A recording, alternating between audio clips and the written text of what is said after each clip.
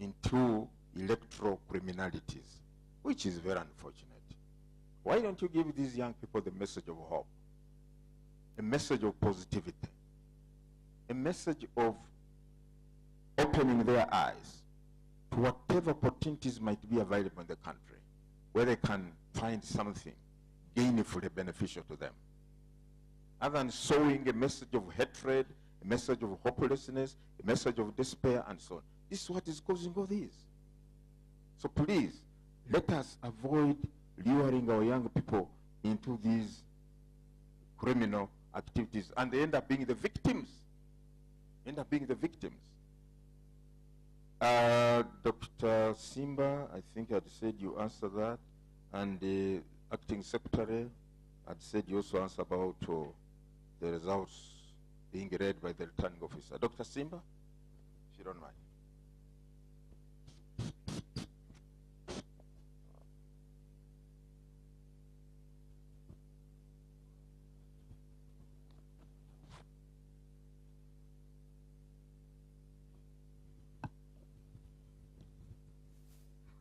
Lord Chair, I don't know whether for the first time Electoral Commission is being accused of being very efficient.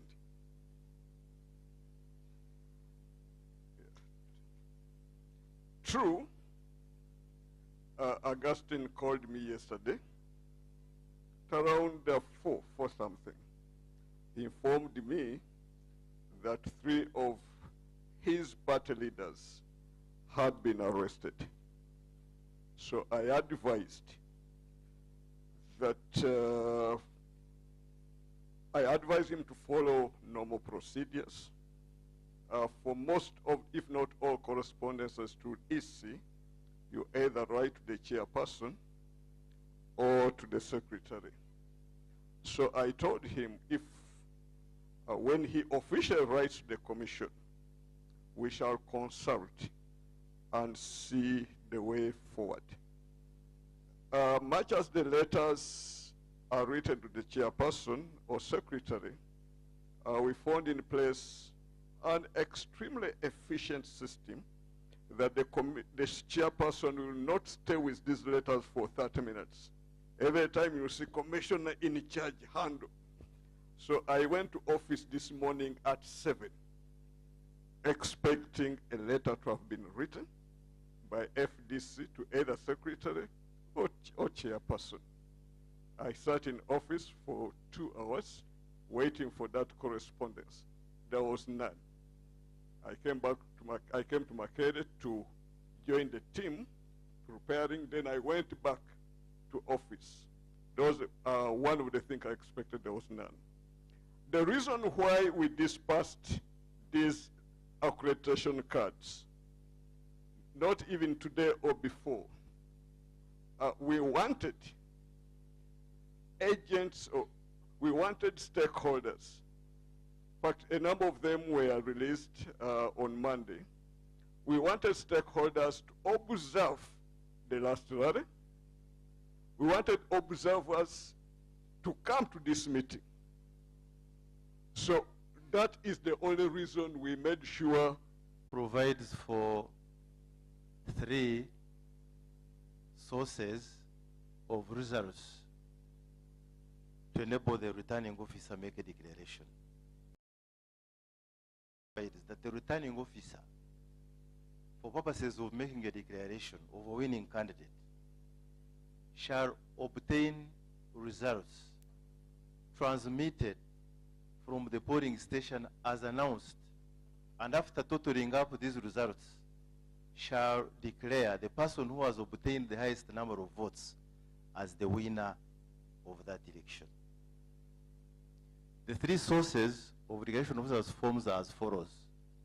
The first one is the declaration of results form submitted by the presiding officer to the returning officer, and this is usually enclosed in a tamper-evident envelope from the polling station addressed to the returning officer. After cutting this envelope, the returning officer obtains results. The second source under the law is a copy also transmitted the returning officer, together with other election forms that include the official report book, the accountability of ballot papers form, as well as a copy of the results, the DRA form, enclosed in. The returning officer can, in the event that in the first envelope the results are not there, can obtain results from this second source. The third source under the law is the ballot box. The law provides that should the returning officer open the envelope that transmits results and no results are found, the returning officer shall, in the presence of a police officer not below the rank of inspector of police, open the ballot box and obtain a copy of the results and add up to the results and make a final tally. The law does not provide that the returning officer shall ask if among those people who are present, agents or otherwise, if anybody has a copy, to tender it for purposes of obtaining results. Therefore, should such a scenario arise, and I'm sure Farida has been with us, could have seen this, because it has happened somewhere. Should anybody, agent or otherwise, have a copy which is discordant to the copy of the returning officer, that one can only be filed as a complaint to be verified. But you cannot stand and insist that these are the results, because the results are obtained from the envelope of the returning officer. Thank you, sir. Thank you for those clarifications, Dr. Simba and Mr. Babo. Now, police, can I have the officer in charge of this process to come talk about, one, the aspect of numberless vehicles? Should we be prepared to have them marauding around tomorrow? Two, we also want you to answer the issues raised about the report that was made by Mr. Nalukola, the issue of his vehicle, and so on and so forth. And the security in general, what assurance are you giving the people of Kawempe North that tomorrow there will be a serene, secure environment that allows the voters of Kawempe North to approach their respective polling stations without fear, without obstruction, without any hindrance? What assurance are you giving the people? Can you please come over and respond to those? Thank you very much. And if, in most cases, the people may want to call upon police to respond to a particular matter which has the hallmarks of a crime being committed in the process of during polling, they may want to know whom do we contact in such an area. I don't know how you have deployed your officers. Whom will the people contact? They may want to have the telephone contacts of the officers, either in a particular ward or whichever area. You always have your own, mapping of the electoral area in terms of deployment. Thank you. Mr. Twishime.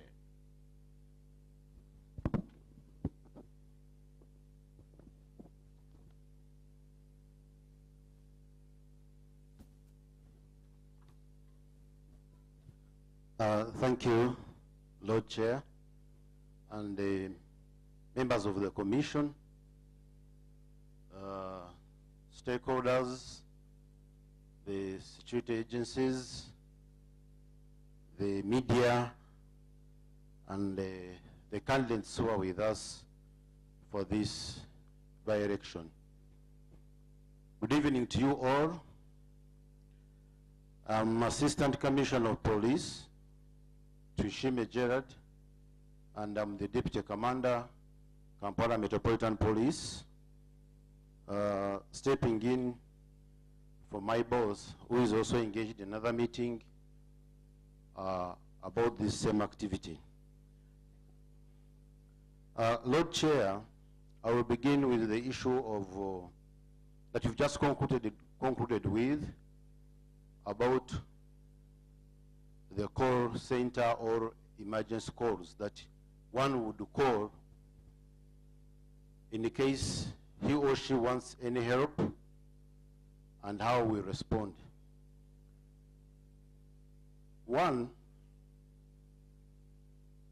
I will not go into the details because some are security issues of how we have done our deployments. But we have parish supervisors, and each parish is supervised by a gazetted officer. And maybe for the purpose of that, the parish supervisors are with us, and Lord Chair, with your permission, I can request them to stand up. Parish supervisors or the commanders can stand up very fast.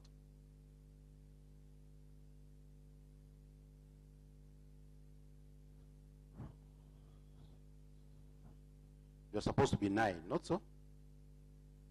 Yeah, so those are the parish commanders, and they have the twices, and then the men that they will be commanding in each parish. The men that they will be commanding, you can sit.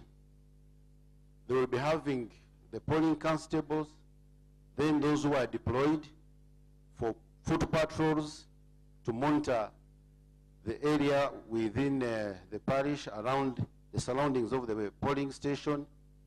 Then they will be commanding the motor vehicles deployed for any emergency to respond, motorcycles.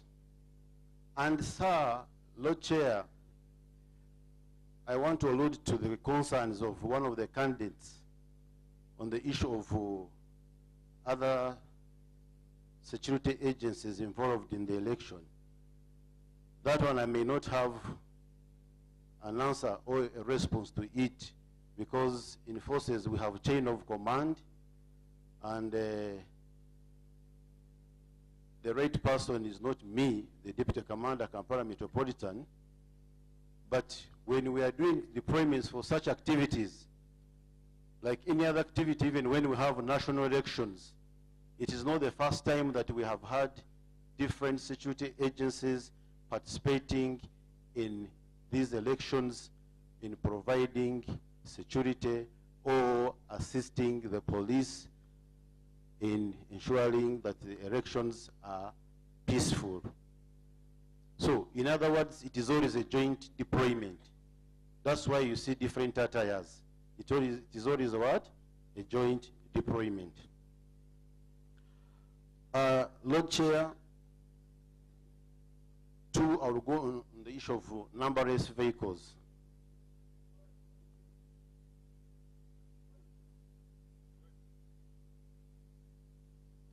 Honorable Walimozo, I'm saying, I'm not the commander of armed forces, and we have chain of command in forces.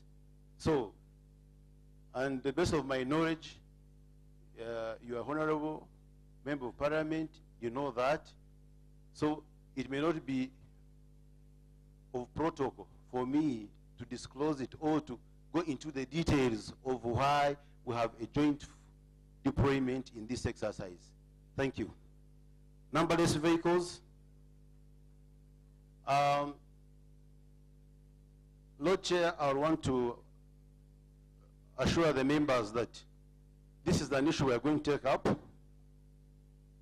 because I'm part of the exercise and the command in this by-election. Any vehicles that will be cited, numberless, I have the regional traffic officer and the other officers who will be in the field. We are going to task them to ensure that they are impounded. And those driving or using them for any other reason will be dealt with accordingly. Then 3 is about the arrest of the youth. It's unfortunate that the people who asked the questions, I think some of them have gone out, and it was very prudent enough for them to get these responses. I don't know which stations they are incarcerated in, and they would bring it to our attention, and we establish why these youth are in our custody. But as far as I know, we don't have these ghetto youth in our custody. And the kind of intimidation you are talking of, I don't know to what extent. Because you are saying that wherever they are cited, they are arrested or they are intimidated. So it needs to really come up with clear explanations.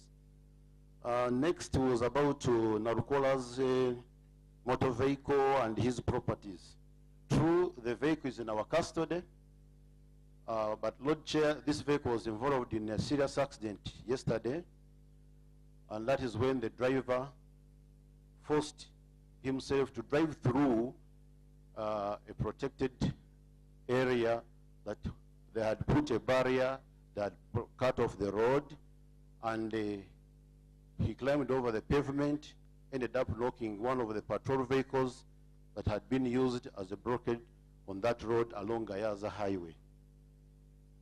So, the properties, it's better he comes to the station, and then we are ready to receive his complaint. Not that anyone has refused. If at the division, the DPC has not given him audience, then there is the region. And if the region has refused to give him audience, we have the Metropolitan Headquarters who supervise the divisions and the regions. So at all those levels, I don't think he has been denied any audience. And this vehicle, this matter is also under investigation. So it will be a process. It will be a process whereby the vehicle will have to be inspected, and the file will be submitted for legal advice. So we don't want these other allegations to come in later. Then I think, Lord Chair, lastly, the rest have also been talked about by the members of the commission. That's not my docket. Oh, yes, thank you, Lord Chair. The assurance is that I want to assure the members here and the electorates of Kawempe North that the security or the security organs, and I quote it, security organs, not that police only, as the one member of the public was saying that we need the police, at least that one we can handle. I don't know how you want to handle police. If you want to engage us physically, I don't know. But then mine is that we are ready to police this exercise with other security agencies as a reinforcement backup force, and ensure that it is peaceful with minimal incidences, very minimal incidences. Effective tonight, I like how we have been deploying. We are reinforcing other areas. And Lord Chair, as we came in for this meeting, I was also at the same time briefing the forces, and the regional returning officer had requested for 2 groups from me. Those are the escorts for the ballot materials, ballot boxes, and then the polling constables. He had wanted them to make sure that they are closer to the warehouse, or he wanted to know where we shall have them stationed for easy coordination tonight, so that as early as 300 hours, they are ready at the warehouse to escort these materials to different polling stations and polling centers. So, members,